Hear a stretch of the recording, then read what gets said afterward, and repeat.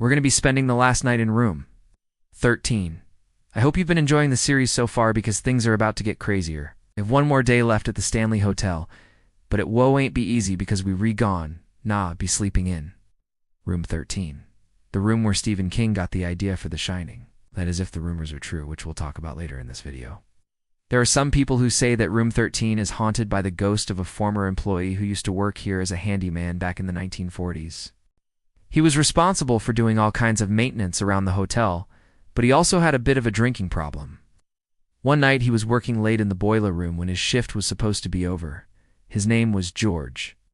And when his boss came down to the boiler room to check on him, he found him passed out drunk in the middle of his work. They fired him on the spot. George was not happy about being let go from the only job he had ever known. So before he left the hotel, he vowed revenge. That same night, he snuck back into the hotel with a shotgun and killed the manager, then took his own life. Now they say that you can hear the sound of footsteps and moans coming from the boiler room at night. Sometimes people even report seeing the ghost of George walking the halls looking for someone to kill. In the 1970s, there was a young girl staying in room 13 with her family when she was awoken in the middle of the night to the sound of gunshots coming from next door. She opened the door to see what was going on and was immediately hit with a freezing cold wind. When she turned around to go back into her room, she saw the silhouette of a man standing in the hallway. It was the ghost of George. But wait, it gets weirder. There was a guest staying in room 13 during the summer of 1974. That would be 3 years after the alleged murder-suicide. But this person was Stephen King. He was writing a story about a writer who checked into a secluded hotel for the winter to finish his novel. While staying there, he started having strange dreams and visions, including a little boy in a hotel hallway beckoning him to come play. This story would later become The Shining, so it makes sense that the rumor has it that he got the idea for the book from the ghost of George. Some people have even gone as far to say that the character of George is based off of the real-life George, who died in room 13, but there is no evidence to support any of this. The Stanley Hotel is said to be haunted by several ghosts, including 2 little girls named Alberta and Pearl. Back in 1911, these 2 sisters were staying at the hotel with their mother and father, along with several other family members. Their father, Charles, was an eccentric millionaire and bootlegger. He had made his fortune selling illegal alcohol during the Prohibition era.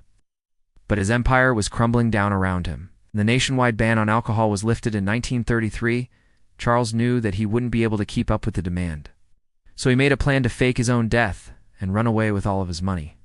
He told his wife that he was going to go to Canada to start a new life. But instead, he took his daughters out into the woods behind the hotel and shot them both before taking his own life. Their bodies were buried in a shallow grave. It's not long after a forest ranger discovered the bodies while he was looking for some deer that had been poached. The killer was never caught, but it's believed that it was Charles. Since then, the girls have been seen wandering the halls of the hotel. People have reported hearing the sound of children's laughter and voices echoing through the halls at night. And sometimes guests even get a glimpse of 2 little girls standing at the end of the hallway, just staring at you. It's also rumored that the ghost of Charles haunts the hotel as well. People have reported seeing the apparition of an old man dressed in 1920s clothing holding a briefcase full of money. The Stanley Hotel isn't the only place in Colorado where ghosts like to hang out. There are plenty of ghost towns scattered throughout the state. You want to learn more about them? You can check out our video about the most haunted places in Colorado. Now, as I was talking about all the ghosts that supposedly haunt this place, I was trying to think about how many of them actually died here at the hotel, and it turns out that we don't know of any that did. All of the ghosts that supposedly hang out here either died somewhere else or died in unclear circumstances. George, for example, is said to have died in room 13, but we don't know if that's true or not. Even the story about the 2 little girls who were murdered by their father doesn't say that it happened at the hotel. I think it's safe to say that the majority of people who have died here didn't die here under tragic or mysterious circumstances. For example, Florence, the woman who died in the fire in 1911, died in a freak accident. The same could be said about the many elderly people who have died here. Since the nursing home closed in 1981, most of them probably died of natural causes. Even if some of these people died at the hotel under tragic or mysterious circumstances, it doesn't mean that their ghosts are going to stay here. After they die, most ghosts are said to move on to wherever they're going next. Only the spirits who have unfinished business or are stuck here for some other reason will stick around. That being said, I still wouldn't want to sleep in any of these rooms.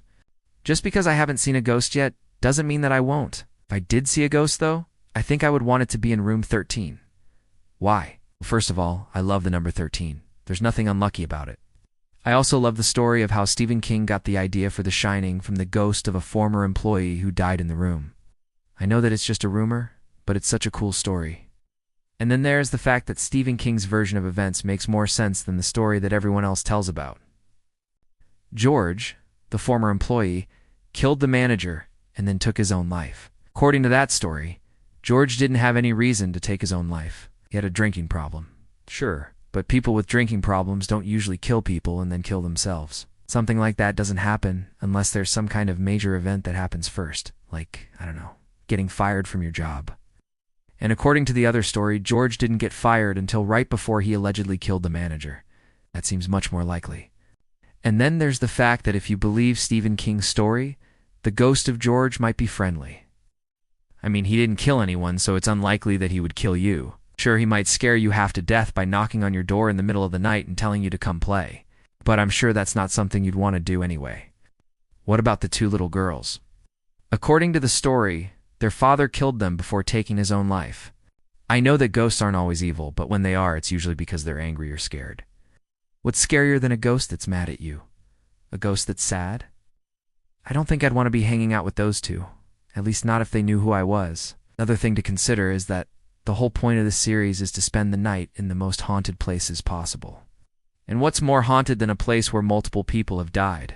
Okay, maybe a place where at least one of the people who died there was murdered. But I don't think I'd want to be spending the night in a place like that. And then there's the fact that room 13 is way more interesting than any of the other rooms at this hotel. I mean, who wouldn't want to stay in the room where Stephen King got the idea for one of his most famous books? I know I would. All of that being said, though, I would probably be pretty scared staying in room 13. I mean, I'm scared of everything. If I stayed there and heard a knock on my door in the middle of the night, I'm not going to be opening it. I'm just going to hide under the covers and hope whatever's out there goes away. If you want to know what happens when you spend the night in the most haunted room at the Stanley Hotel, make sure to check out our latest video. And if you want to see us explore more of the most haunted places in America, make sure to subscribe for more content.